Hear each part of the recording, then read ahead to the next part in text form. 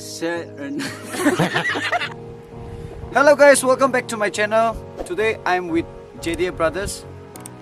We're gonna sing original song that is composed by one of our friend, Mr. Phillip.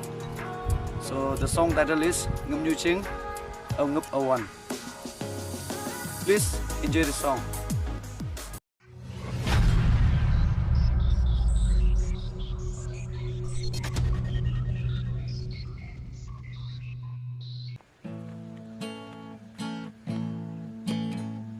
Cần gì vui yêu mong họ kia yêu ở trên cơn mây yêu lặng mãi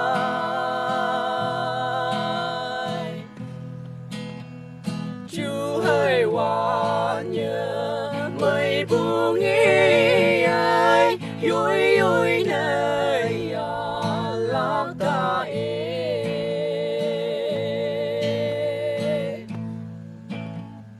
ngập như trứng mơ ngập ở hoàn trứng nhang ở buồn mà bu kia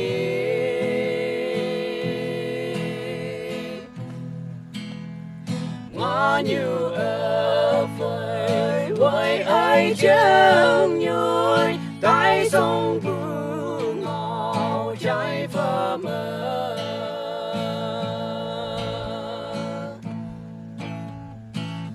cho nắng hà quăng ai nghe là hậu an theo nàng tươi để ô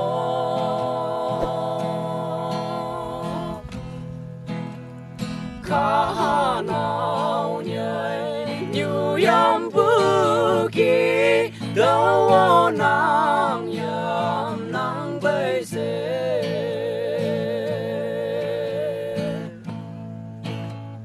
ngập như trứng mơ ngập ở hoàn trứng nhang ở buồn mà bu kia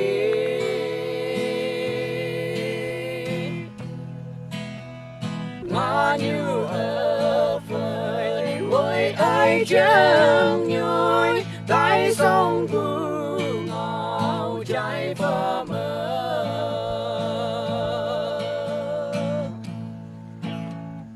nhồi mây âm bù hoàng mơ nhâm bù phẩm chú bèn kỳ nhị phò mơ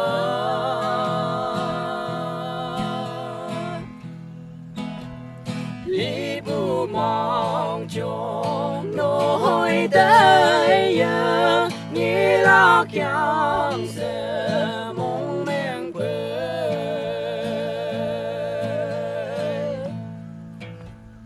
ngập như trứng mơ ngập ở hoàn trứng nhang ở buồn mà bu kia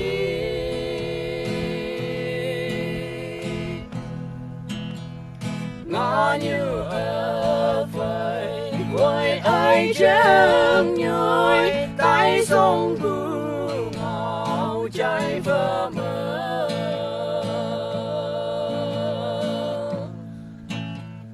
ngã như ở phơi với ai trăng nhoi tại sông buông ngào trái phơ mơ.